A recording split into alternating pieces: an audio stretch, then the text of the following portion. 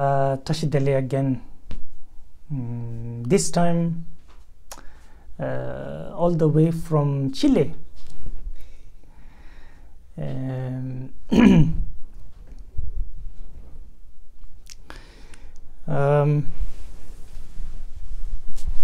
I must say I'm quite happy to see the enthusiasm of the participants with the homeworks and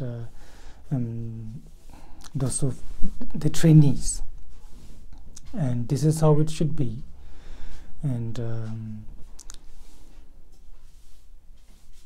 I'm not sure if we will keep coming up with this type of homeworks again and again, but it's okay. It's okay. It's all right, no problem. Again and again, but as you know, because people, they message us, you know, and they say what type of homework and how will it be, and they want to know these things. I don't know myself. Now we know that we have to study and practice together, but these things I have, but what type of homeworks I will give, I have some ideas, and I will also ask my teachers, but for now. And anyway, the main homework is to read the root text, the commentaries, again and again and again. Yeah, the others are just how to put it into practice now, and just some ideas and some methods to make us more focused. That's all. The main practice is to read, study, contemplate, and meditating on the contents of this text. That is the main practice.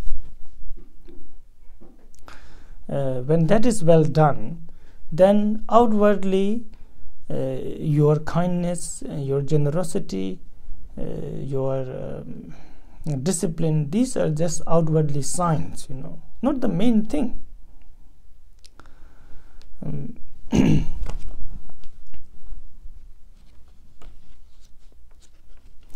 Anyway, so let's just start the text.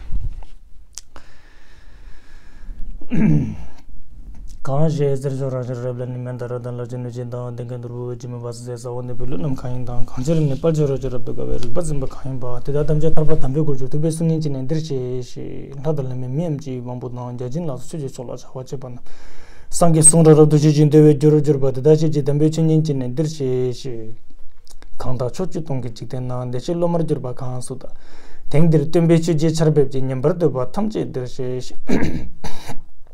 namo lai ke dandu danu jinke rumda da mi janam da antowa kujita namche zamba tamche ke do thage choten do badin zaga lomar rumbachi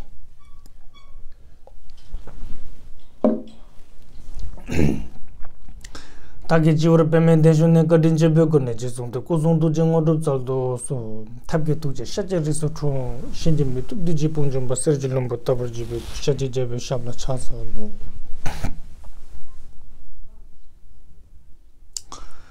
날렌다로 투담시 텐초 점시 칼라 시왈라시 차와에 라마텔라 차살로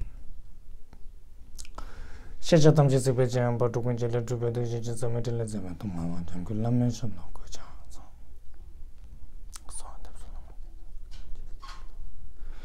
Shinche labje lama kinze wa tingmen kao lama kinze wa tsuldersi.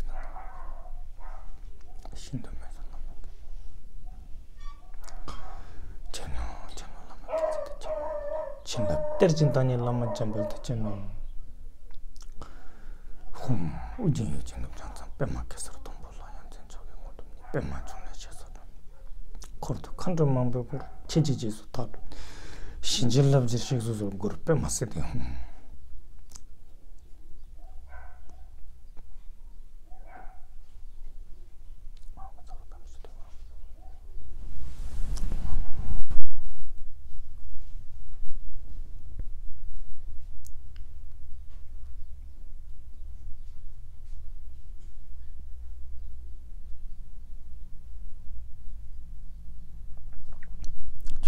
인기 콜로 남성 관계 차단서 넥섬 타지 담배매 바대군 컴퓨터지 엽진이들 하신 달라 레와마치 깔린다 Ninsen kundu jamyang ku besam ja cheji tuje shu chungse menya meng honjan surne arangi nye belle bese tadung kunye major bodo chapshen sol major chi. So supplicating to the Guru, Buddha, Dharma Sangha,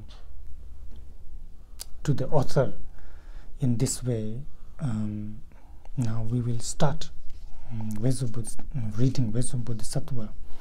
What I will do is that I will be looking directly at the Tibetan, and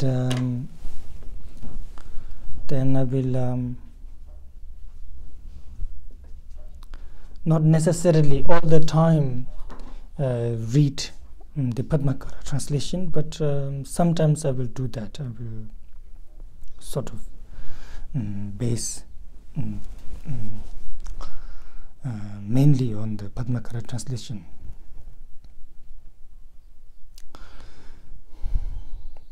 So, for the sake of the liberation of all sentient beings, we must attain the complete Buddhahood, and for that very reason we will now study Bodhisattvacharyavatara and contemplate and meditate accordingly. So Bodhisattvacharyavatara in Tibetan is Chanjusimbe Chobala Jupa, the ways of Bodhisattva, or entering the conducts of Bodhisattva actually. And so in the beginning we have homage to all Buddhas and Bodhisattvas. This not really written by Shantideva himself.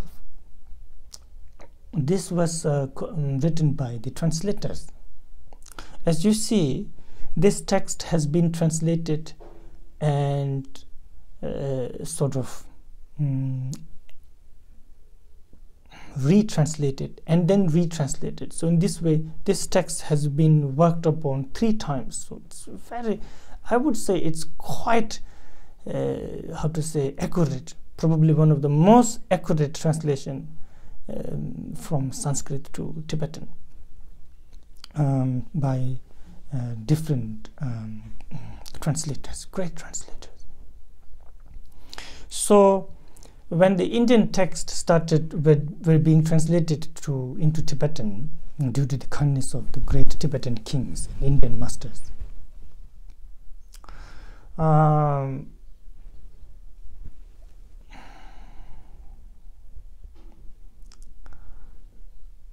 it was becoming a little bit confusing for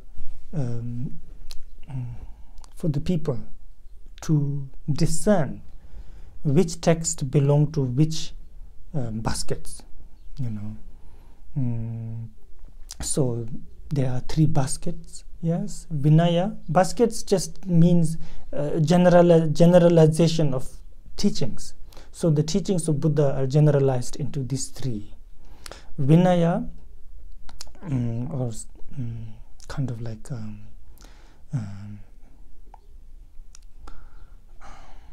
discipline, one can say, I guess. And it's translated like that too, maybe. Tsutin Kilapa. And then Sutra. And then Abhidharma. So these 3. Vinaya, Sutra, Abhidharma. So, and these 3 have their own distinct functionalities. Vinaya is mainly dedicated towards the discipline.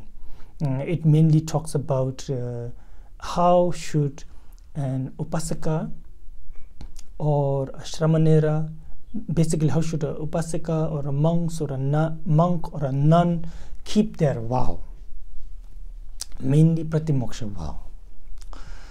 That so, and it goes this same in the Mahayana too, when the Mahayana text mainly talks how to keep a vow, so that also becomes Mahayana Vinaya. Then comes Sutra. Sutra is mainly about not just keeping the vow, but just about general conduct of Bodhisattva. How should Bodhisattva listen to Dharma, follow a guru, practice, make offering, discipline also could be there, meditation, all is discussed in Sutra. That. Then comes Abhidharma. Abhidharma is about the ultimate truth. So, for example, Prajnaparamita Sutras or Abhidharma Sutras, Mahayana Abhidharma Sutras. So like that. So we have 3 baskets like this. So one can say it is discipline, conduct and view, or discipline, meditation and view. So these 3, the 3 baskets. So then it was very confusing for the Tibetans to how to say, they have to read the text to know where does this text belong to, and even then sometimes it was not so sure. So then the Tibetan king, the great Tibetan king Tiralpachen, I think the 3rd Dharma king of Tibet, he then gathered many Indian and Tibetan scholars and masters, and he re-edited the earlier translations, so Kesarchik, and he made some new rules. So this was one of the rules that he made, that the text should be very easy for people to know which basket does this text belong to. Is it exclusively going to talk about the view or the discipline, or more like a complete and a general information about sort of conduct? So then he said, okay, since Vinaya or the discipline is about karma, and why should one do this or why should not one do this, and there's just so many differences. He said all this depends on karma, and the subtlest karma only the Buddha can comprehend. So he said, whenever you are translating Vinaya text, then you, on the beginning, you write homage to the omniscient, homage to the omniscient one. So then as soon as somebody begins to read the text, so then the translator has written homage to the omniscient one, and the one is, okay, this is about Vinaya. So this we have in the Vinaya Sutras too, that talks about monks and nuns, vows. In the beginning you read homage to the omniscient one. And then here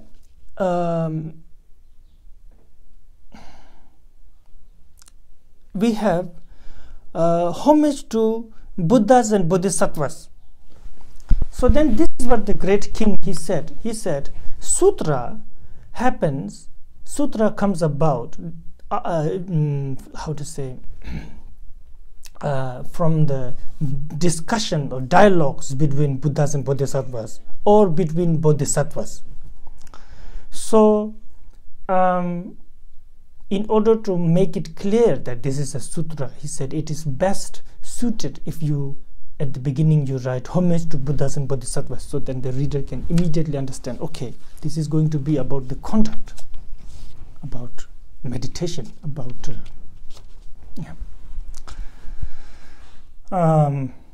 then comes the Abhidharma, and Buddha said Abhidharma is about the ultimate truth. Ultimate truth can only be understood. It's even wrong to say understood actually, but only be understood, realized by the wisdom of the Buddha. And the wisdom of the Buddha can also be known as Manjushri, because Manjushri is, as a deity, we visualize him to be this orangish, yellowish or whitish, Bodhisattva, son of Buddha and all that. But in his essence, where does Manjushri come from? Is that Manjushri is, we say he is like the emanation of the mind of Buddha of the 3 times in 10 directions. So he said, while translating Abhidharma text, you write homage to Manjushri. So that's why now you know why do we have here in the beginning homage to Buddhas and Bodhisattvas, so that because of the kind king who wants readers to know what is this text about. So the first stanza of the text goes like this: Deshik chuchi kunga seji da chagakuna kube chasa, deshik seji domla jupani lungshin dordunenin chobar chas.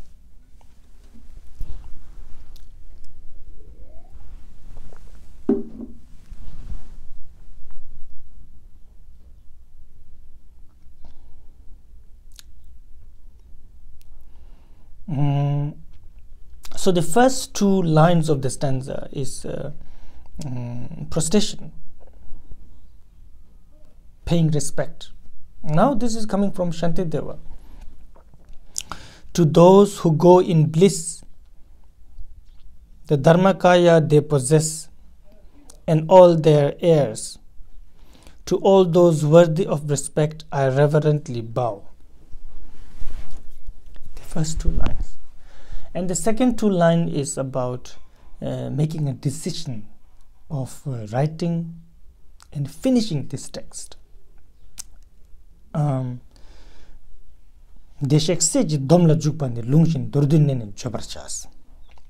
to the scriptures, I shall now in brief describe the practice of the Bodhisattva discipline.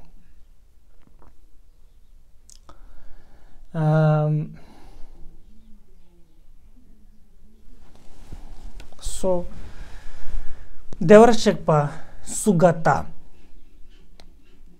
Now, please read the commentaries. I guess most of you only have the commentary of Kempo Kumpal, Kunzang Palden, and that's really good. Read that one. But then there are other commentaries too, and we are kind of trying to get the commentary of Ngulchu Thome. We don't. Rebecca checked and she found that actually it was translated in India by Saranarth Buddhist College, but we don't know. I don't know if she got a reply or not. That one is very concise, not so elaborate like Kempo Kunzang Palden's. Kempo Kunzang Palden is really good, of course, but then sometimes you also need a commentary that is just to the point, especially for beginner like us. We need to know what is the text saying, just that, just the literal information. So he says Sugata. The translation we have, those who go in bliss, Sugata, or those who go in bliss. That sounds like the result. Bliss is the Buddhahood, and this person has entered the bliss. Then there is another way of understanding Sugata, is that those who blissfully went, those who blissfully sort of left what? Left samsara, left dualism, left cause and effect, left the concept of time, illusion, left illusion. Those who sort of blissfully, not that only the Buddhahood was the bliss, and before the Buddhahood there was no bliss. No, the Bodhicitta itself becomes the bliss. The understanding, realization of emptiness the Bodhisattva had itself is the bliss. And not only did the Buddha went into the bliss, as there is translation, those who go in, oh yeah, in bliss is also, yeah, I think blissfully going in bliss is also same, I guess, yeah. Okay.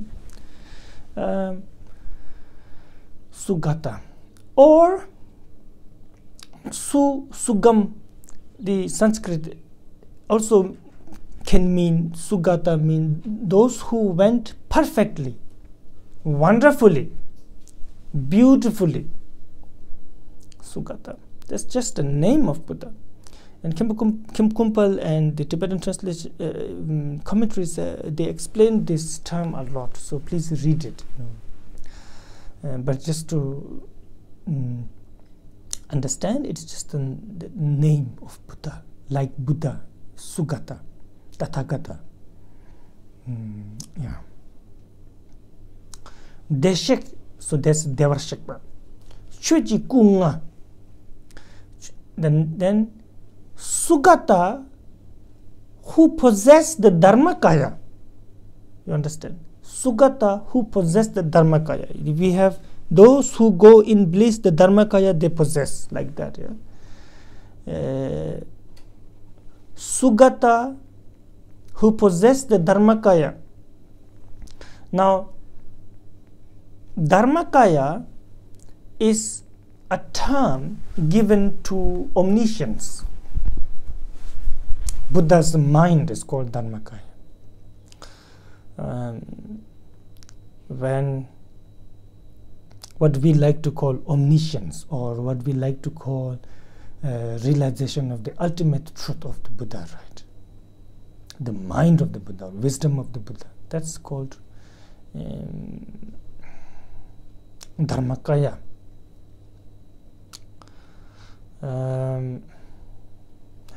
That's enough actually for beginning like us, you know. So we have three kayas: Dharmakaya, Nirmanakaya, Sambhogakaya.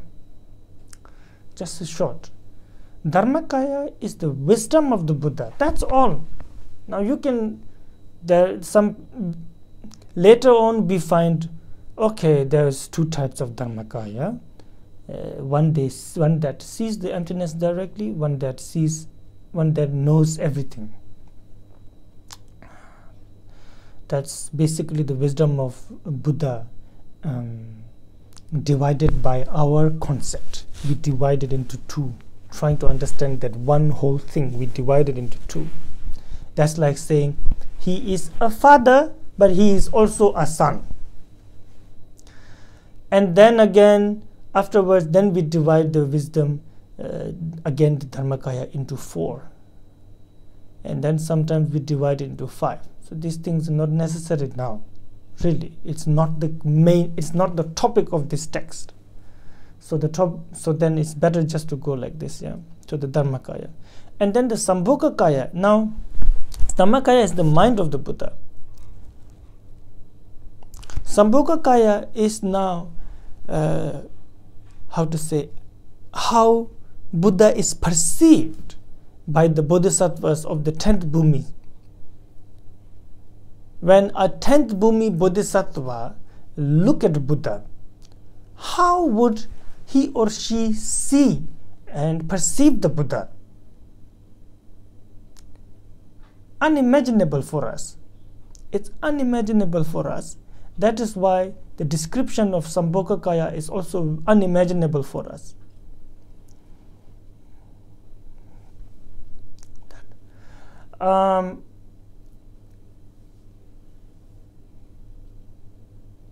Then we have Nirmanakaya. Now that is something we know. Shakyamuni Buddha is a Nirmanakaya. Manjushri is a Nirmanakaya. Nirmanakaya is now my wisdom of the Buddha only known to wisdom. Sambhogakaya is only known to the great Bodhisattvas. What about us? And for our sake, then Buddha emanates as a very ordinary, in a very, how how to say, he or she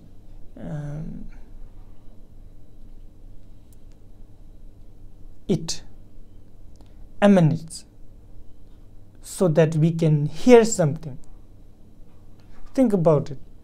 Have you ever thought about how the voice of the Buddha must have sounded like? There must have been a voice, you know. That's emanation. Image of the Buddha, how he walked, how he eat, drink, sleep, talk, not talk, all these are emanations. Nirmanakaya. So here, Deshik Chujikunga Sachita, Sugata, who has, who possess Dharmakaya, Deshik Chujikunga Sachita, Chawikuna Kupachat. So Sugata is the Buddha. Real Dharma is the Dharmakaya. What we have here, all these teachings, these texts are just either explanation of that Dharmakaya or how to, or means of achieving that Dharmakaya. That's why they are also called Dharma, so to speak. Or they can also be referred to as Dharmakaya. As some commentators, they say, here, so Sugata is the Buddha who possessed Dharmakaya, means here this Dharmakaya may very well mean the Dharma, the teachings. Buddha who possessed the teachings, wealth of the teachings. Anyway. Sechetans and the heirs with their sons and daughters, with their offerings, offsprings, yeah. So then, Shantideva, me, I prostrate respectfully, devotedly to the Buddha, Dharma, and the Sangha. And anyone who deserves my respect, those who taught me grammar, my father, my mother, anybody who has been kind to me, how to say, a great arhat who lived during the time of Buddha, who would day and night, again and again, look into this world and see who should I liberate today, who should I teach today, you know, like Shariputra, Mongolian. These were great beings. So to them I prostrate, to a stupa, to a rag of prayer flags with sutras written on it. Anybody, anything that deserves my respect, I make prostrations to it. So now this is kind of a sign of being a practitioner. A practitioner starts everything as an offering. A practitioner starts everything with the offering. So Shantideva here, since this is a very, how to say, important activity, important venture. In the beginning, almost like a ritual, Shantideva makes prostrations to the Buddha, Dhamma, and Sangha. Also, the Indian authors, they do this so that when you make prostrations to the Buddha, Dhamma, and Sangha, the merit is immense, so that whatever text you're writing will be finished. There will be no obstacles, will be well written, will be well received, and will benefit many beings. That also then for the readers in future to know that the author was a very humble person, or author was at least a practitioner, to know that. The next one is promising to write the text. Now this is important. This is more like a for their own discipline, because you know we do many things in our life and we don't finish them. We begin a lot of things but we don't finish. So in India they take pride. They, you know, there are stanzas that says that noble beings, noble practitioners, they don't promise many things, but the things that they promise, once when they do promise, it will be like a thing written in stone. So of course Shantideva does not need such discipline to be inspired to complete the text, but of course now these are all from the first verse to the end. It's all for us, for our benefit. This is what Shantideva is saying. Maybe you should also do this when you want to start something like a practice or a study. You make a promise, sort of, I will finish it, I'm going to start it, and I'm going to finish this thing I will finish. Anyway, this is not so difficult. So he says, Domla Jupanis. How to enter the discipline of bodhisattvas. Lungshin Dordindini Jabarchas. I will explain here in short, depending on the teachings of Buddha. So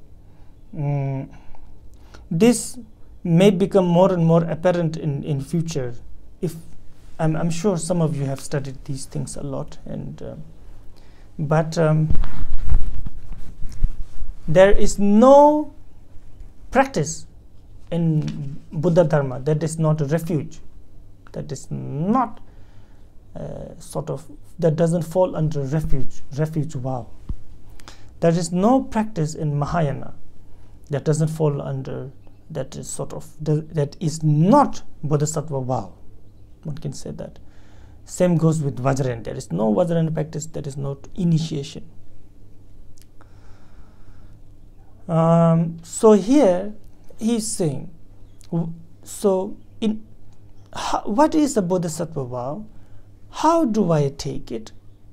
How do I make sure it doesn't wane? How do I make sure it grows more and more? And how do I make sure it comes to its full completion? This I will explain here very much. I will explain here according to the words of the Buddha, he says. Then one might, that he says, I will explain it according to the words of Buddha in short, in a very concise manner. Now there are two very important things here, maybe one very important thing here. The first one is that by claiming that I will, by depending on the words and teachings of the Buddha, I will write this text. He is claiming that, this is not something he came up with himself.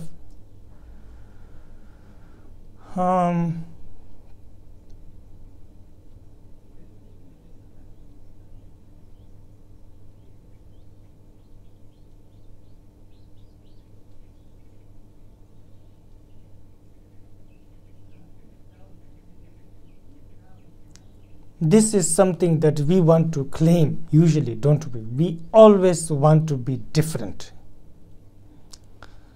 7 or 8 billion human beings in this world, everybody wanting to be different,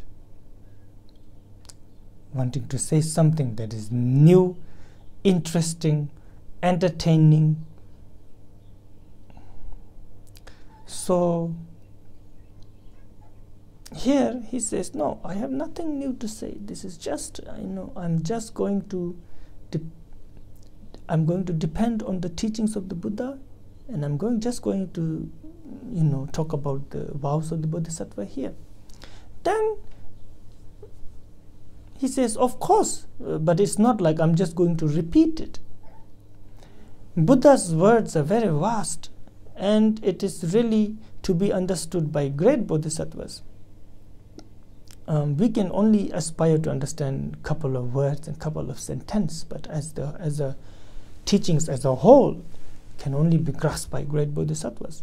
So here then I will try to, of course, depending on the words of the Buddha and my teachers, I will try to explain the disciplines of the Bodhisattva in a short manner, so that it is more understandable and more chewable. That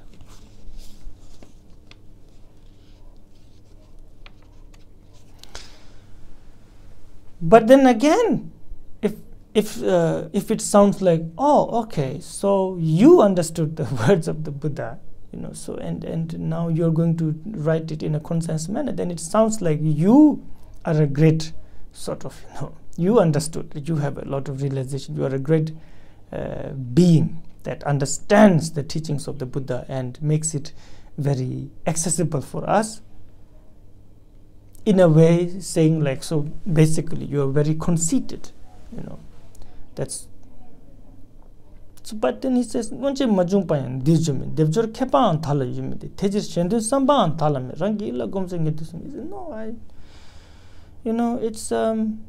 even though I said that of course I will explain it in a very short manner, but it's not that I am a great being, that I can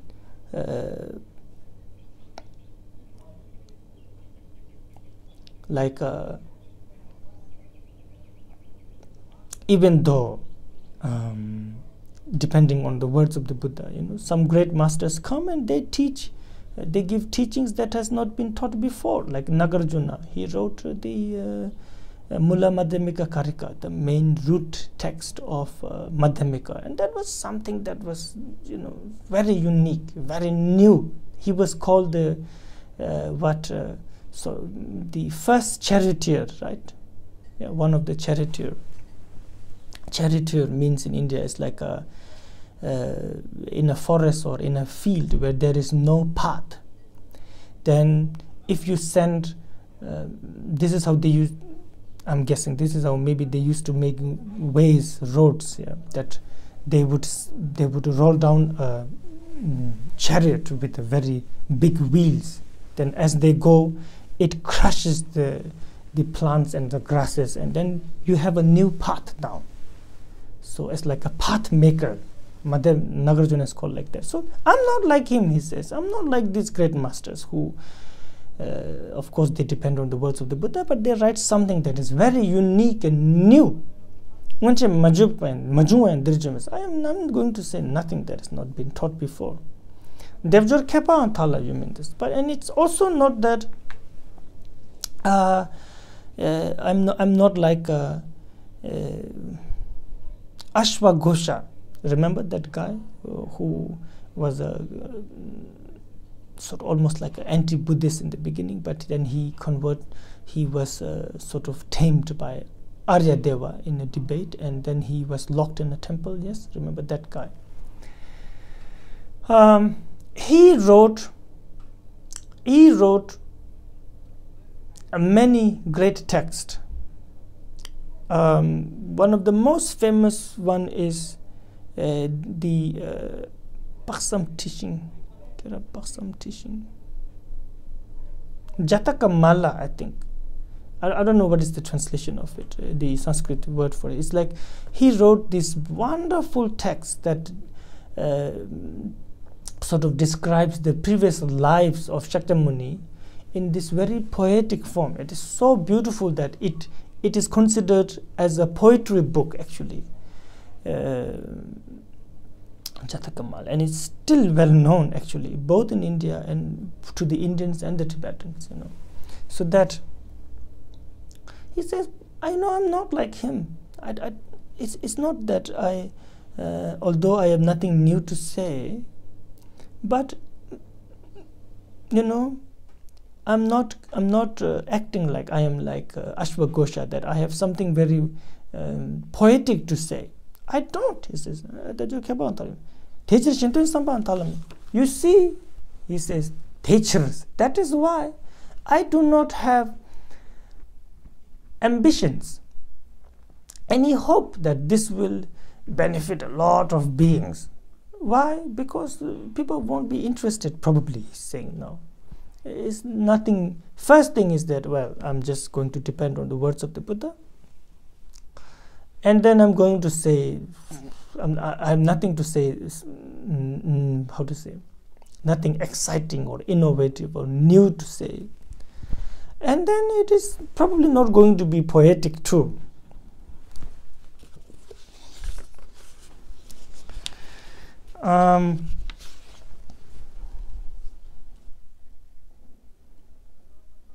Then why do you write this text at all? And he says, well, I wrote this text because I have heard these teachings from my masters, from well, he has heard these teachings mainly from Manjushri, and who knows what other Buddhas and Bodhisattvas. So in order not to forget what I have heard and I have learned, it's like my note. I'm writing it as a note. There's nothing poetic, nothing wonderful about it. So this was his way of crushing pride of future authors, because Bodhisattvacharyavatara is just, the Tibetan translation too, it is the most soft and wonderfully written text. And in Indian, I mean, one can only imagine. It is said that, especially the second chapter, the chapter of offering, is very well known, especially the Indian those who are interested in poetry. In the second chapter.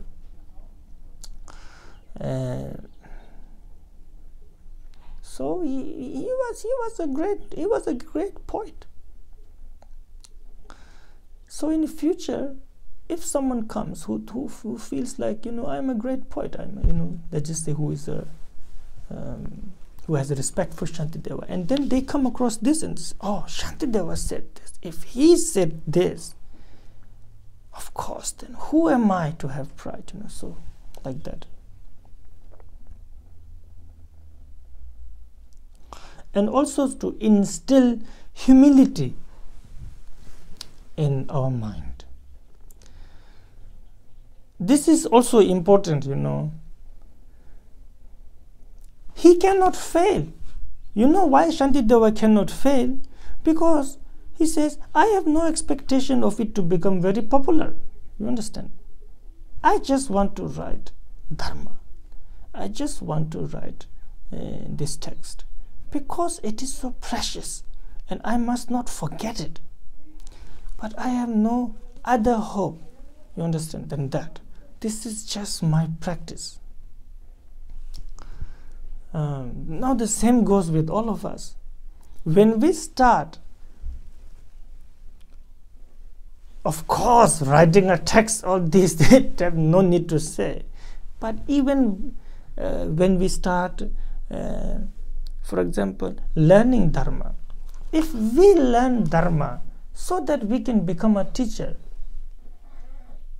what does that mean? What is behind that idea?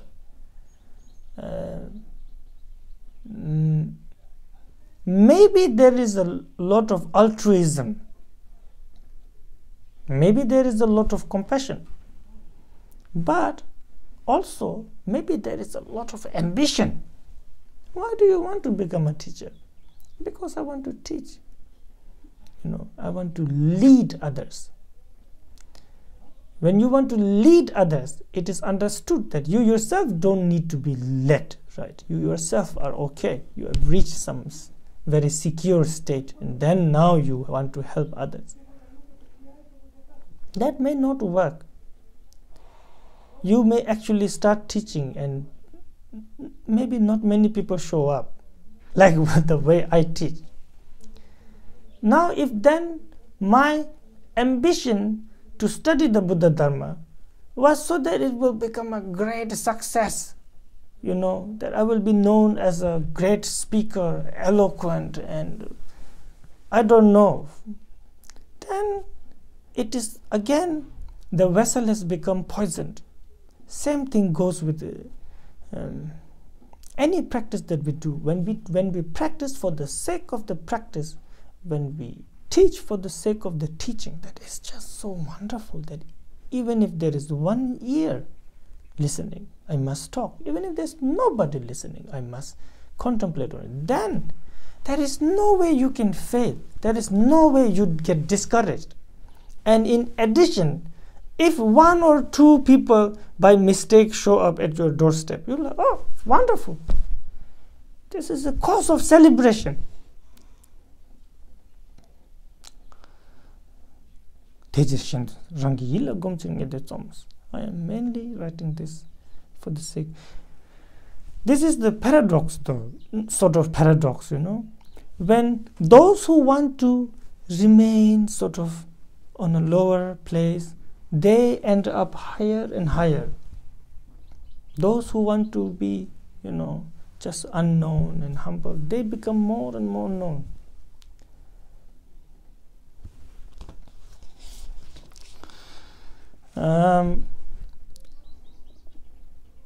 Anyway, these are just my contaminated thoughts. I guess there's no meaning to it. Gewa gomzer thagi tebeshuk didagi jan reji pajula tada kabanyamba shinji chide didatono tenjurus. So the second verse was, here I shall say nothing that has not been said before, and in the art of prosody I have no skill. I therefore have no thought that this might be of benefit to others. I wrote it only to habituate my mind, so that I don't forget. My mind gets more habituated to it. And then now the third stanza is like this. Gewa gomjer thagi tebeshu titagi jan rejik pejulas. It's very well, wonderfully translated, this stanza, you know, here. Gewa gomjer thagi tebeshuks. Gewa gomjeres. And Gewa gomjeres thagi tebeshuk titagi jan rejik pejulas. And because I am contemplating on merit, so to speak, on something good, the path of the Bodhisattva, what the Buddha said, all that. So this is something good. So I am accumulating merit. I am meditating merit, basically. My meditation is merit now, yeah. And as my meditation grows, my merit grows, my devotion will also grow.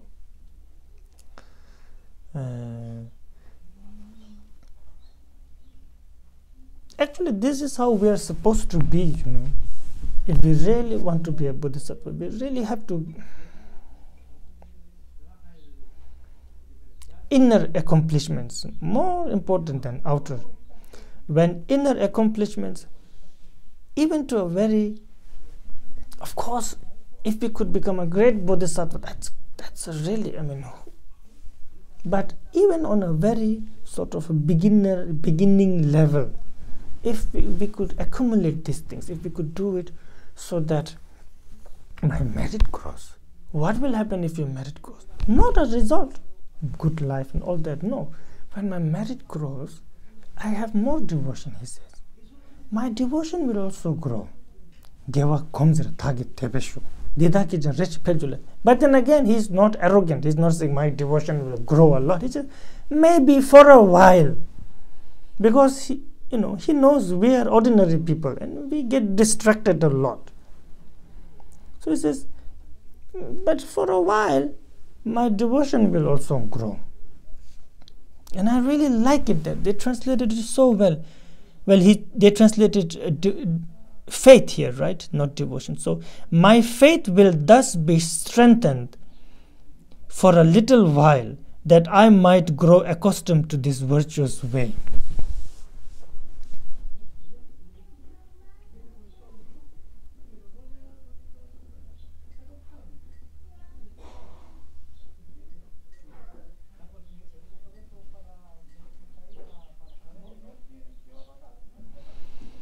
Okay.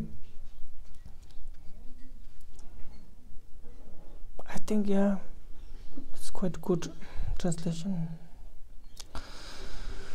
But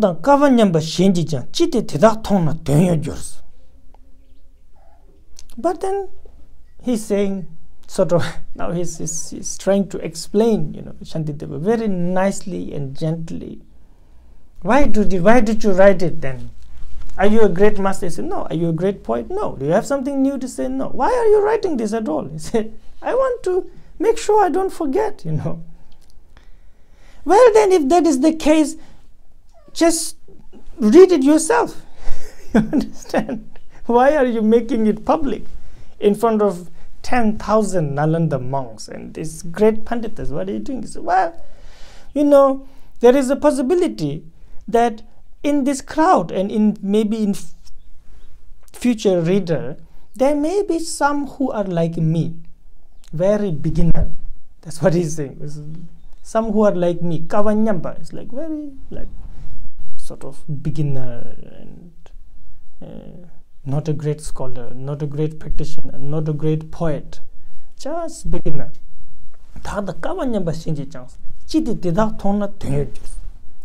But if they by chance, if they come across this text and they see, oh, this guy is also just like me, you understand? And maybe they get inspired to read this. Maybe they benefit from this text. Of course, great masters, great scholars, these monks and nuns, for them this is sort of useless. It's like he's very, being humble. But maybe among these, maybe there are some who are like me. And maybe for them it may be useful.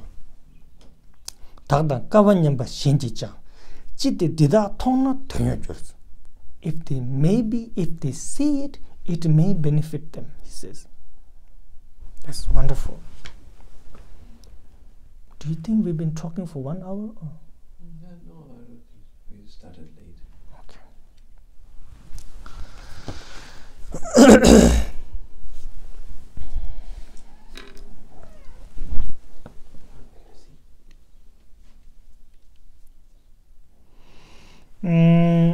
Then comes now, yeah.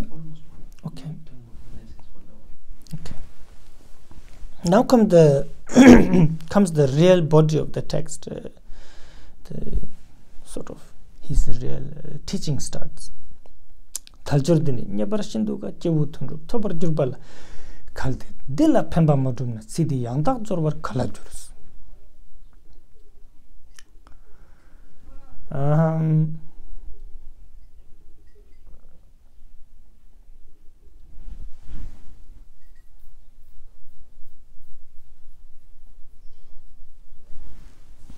So hard to find the ease and wealth, whereby the aims of beings may be gained.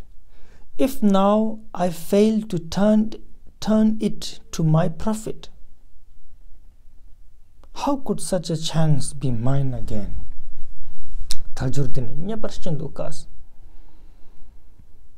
This precious human body is indeed hard to gain, he says. It's very hard to gain.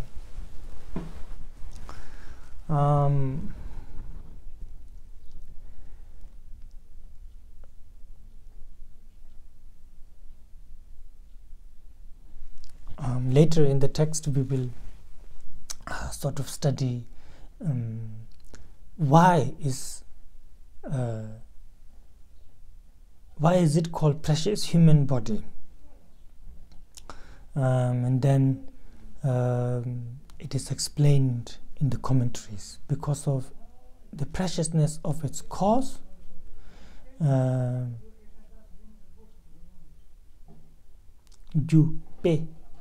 because the preciousness of, because it is precious, because it is precious because it is so rare, and it is precious, how to say, like these examples, and then there's examples, and it is precious in its own nature. What is it? What makes a precious human body a precious human body? So all that.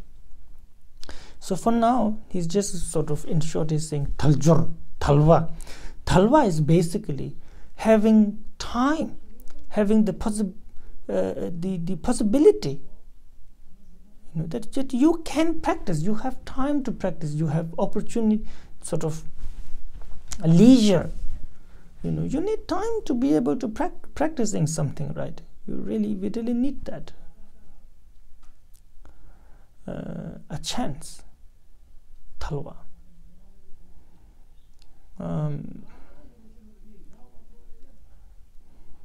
Then jorba. Jorba is the wealth or necessity. Necessity to be able, things that are necessary, that we must have to be able to practice. Just having to be able to practice Buddha Dhamma, just having time is not enough. You could be staring, you could have all the time in this world, but that doesn't mean you have precious human body. Then you need, like a outer teacher, teaching, inner devotion, understanding, all that. So that's why it's called precious human body. So he says this is very, very rare to achieve. Like once in a while. This is the examples Buddha gives. He says, for example, if you throw a handful of beans, kidney beans, on a wall, he says, how many of those on a flat wall, how many of those kidney beans will just stick there and not bounce and fall down on the ground? And the monk says, that will be very rare. Maybe in 100 attempt, 1000 attempt, maybe just by luck, one kidney bean sort of stick there for a while. It will also fall down. Buddha says, even more difficult it is for a sentient beings to get a precious human body. After many lifetimes, many lifetimes, it's like now you're throwing the kidney beans to the wall. That once in a while, by chance and by immense merit, you get a precious human body. So he says it's extremely rare and difficult to get. So, in order to accomplish the benefit of oneself and others, if in this life,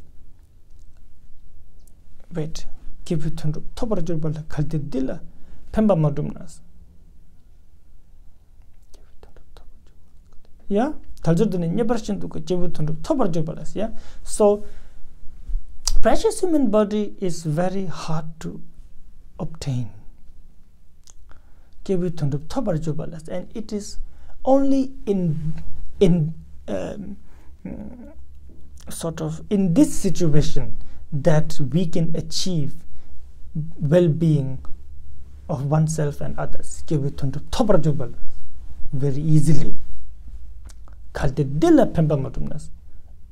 That being so, if we do not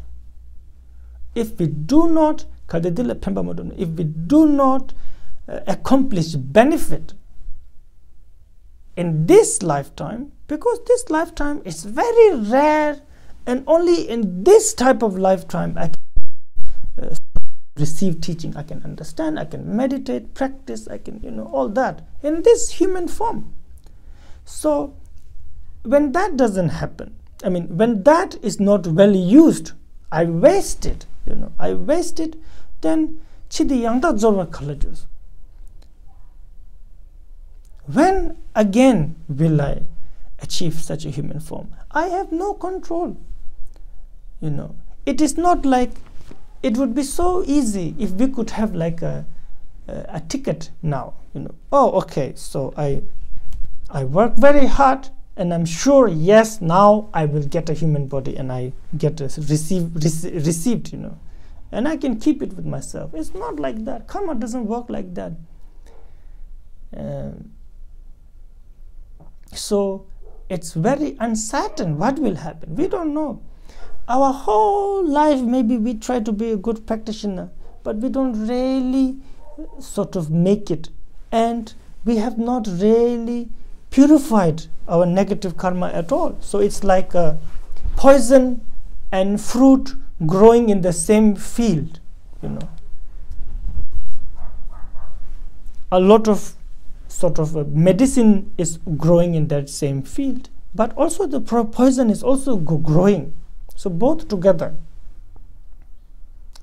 I will explain what I mean by that. It's like you practice a lot in this life, but you don't really sort of exert, you don't really dedicate it to purification of our negative karma. Not so much. So that the negative karma is also there. And by we also accumulate a lot of negative karma. And it could happen that a practitioner who practices the whole life dies in anger, gripped in anger, desire, regret. It could happen that in a bardo, so there's no guarantee.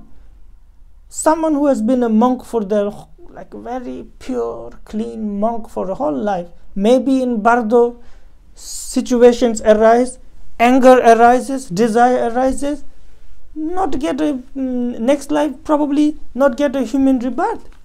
We don't know. So this is, he says, like, it's the uncertainty is just staggering, so who knows.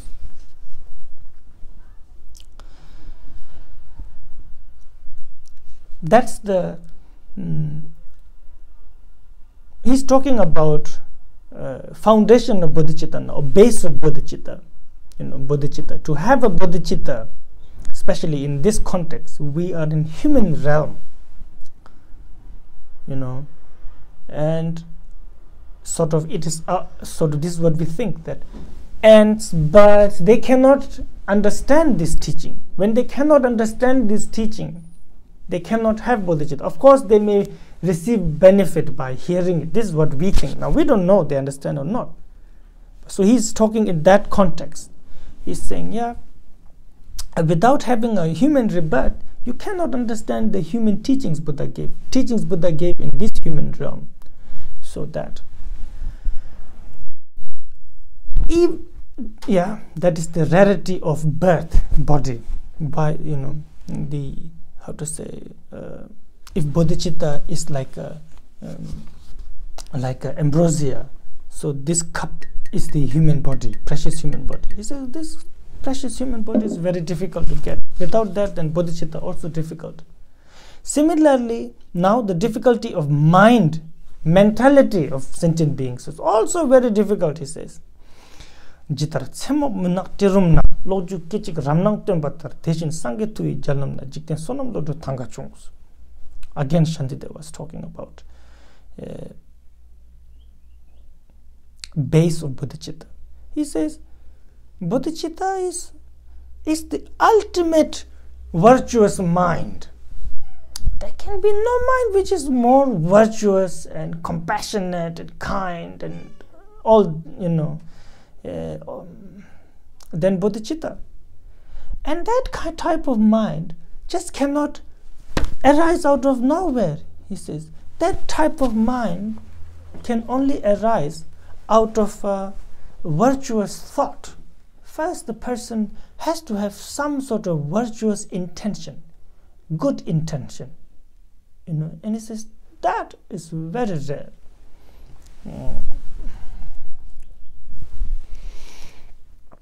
Just the fifth one, just as on a dark night, black with clouds, the sudden lightning glares and all is clearly shown. Likewise, rarely through the Buddha's power, virtuous thoughts rise, brief and transient, in the world.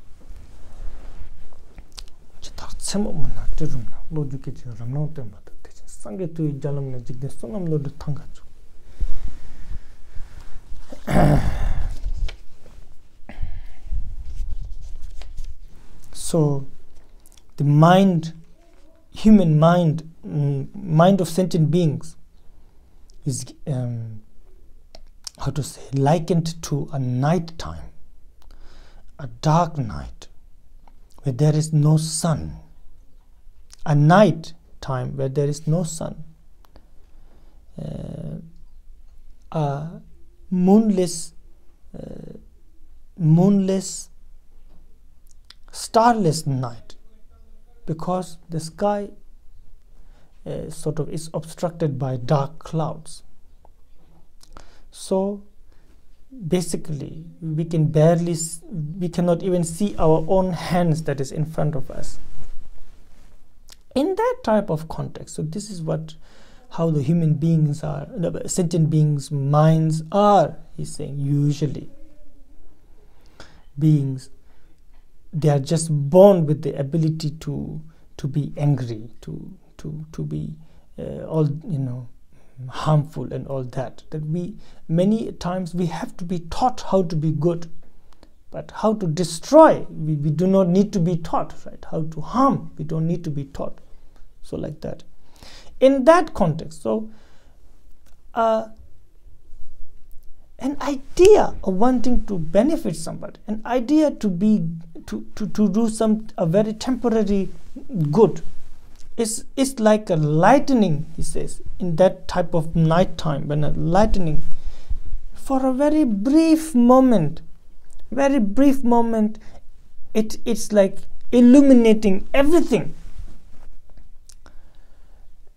Similarly, then, for a very brief moment, this person's mind's infused with something good, and that is so rare, he says. It's like the night time may last for many hours, but the illumination was only for a split second,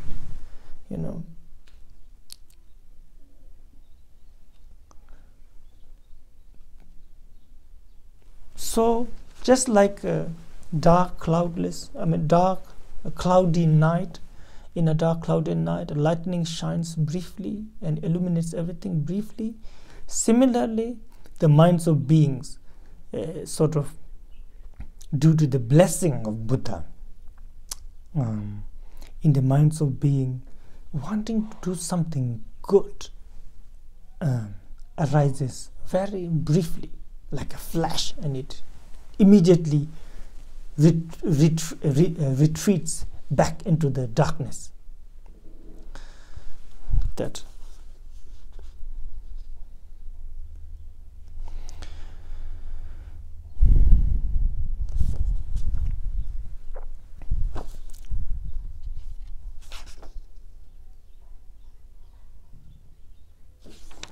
Okay, one more stanza. The next one. Tete gewa nyamchung nila tak dikpa topchin shindo mezepa teni zokbe changjup semba gejen kanga ziju number jurus. It's quite easy if you read him. It's not like a rocket science, but of course we have to get used to it. Virtue thus is weak, and always evil is of great and overwhelming strength. Okay, they translate it as evil. Except for perfect bodhicitta, what other virtue is there that can lay it low? Lay it low. Okay. So he is saying, so you see, he says, virtue is very, very weak compared to a whole night of darkness. That illumination was too weak, and it died out in a second. And permanently the suffering of samsara and the causes of the suffering of samsara, which is the negative karma, is all the time very strong. This is the ignorance is always strong. It's not like today I am ignorant and tomorrow I am like not ignorant. Like my ignorance sort of left today, tomorrow, and then day after tomorrow come back again. Then it's like equal power. No, it says ignorance is very strong all the time. Yeah. So then it's always so it's like in a window of a very long darkness, you have the opportunity to have a light just once, to illuminate just once. And he says, then it's over. Why? When you have the opportunity to light only once, then it's like, now you could bring a firefly, you could just light a lamp, or you could sort of attempt to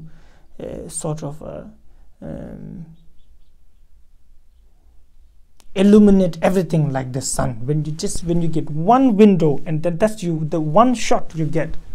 So he says, why would you choose any other virtue than bodhicitta? He says, what other virtue has the capacity to suppress, to destroy the darkness that is in our mind? In our mind. He's talking about our mind right now.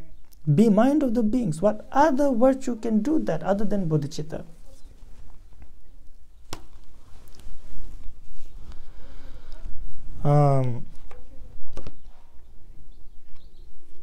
I think we stop here because I'm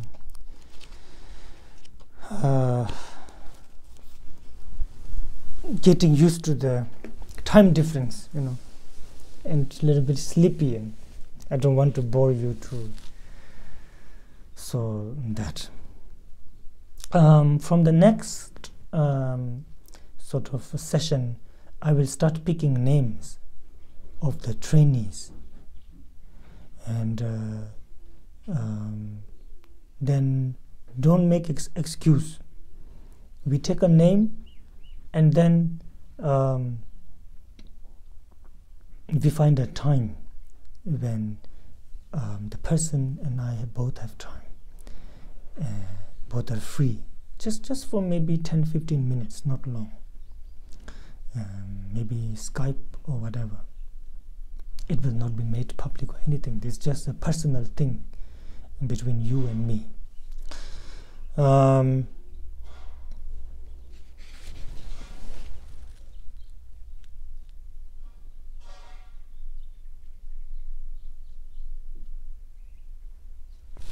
So now we have already started the ways of Bodhisattva. So please read again and again. Make time, really make time.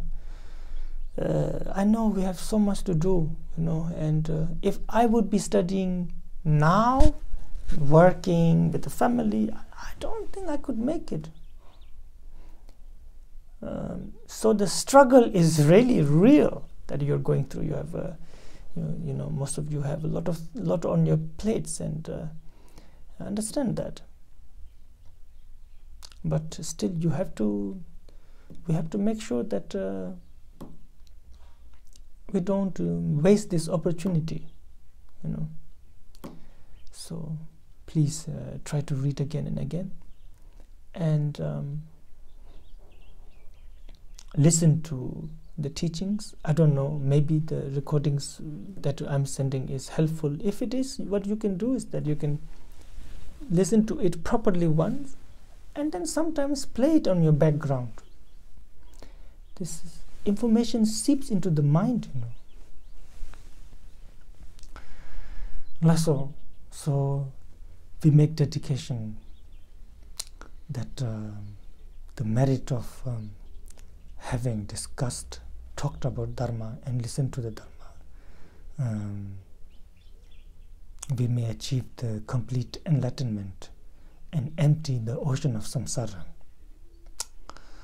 May I, in all my lifetimes, carry far the weight of Buddha Dharma, and if for some reason I am not capable to do so, may I always be worried about the longevity of Dharma. That's all.